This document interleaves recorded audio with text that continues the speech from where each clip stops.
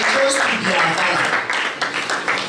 Tribute money, and each child, out of the 25 children, each child per year spend a lot of time without expecting the outstanding. But in this part 2 and the number 3, so that ukirudi.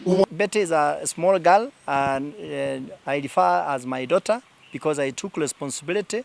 Wakati niliona nasomesha watoto 20, nikaweza kumchukua nikampeleka kwa CEO wetu ambaye alicommit kumsomesha na mlipia school fees. Mimi nikaenda pale Meru Technical nikamtafutia shule, analipiwa school fees, na mimi upande wangu I look for well wishers ndio pesa tuweze kusupport wale watoto. Nafurahia kuona kuwa vijana wadogo wanachukua jukumu ya kuwa wanaweza kuwasaidia wenzao.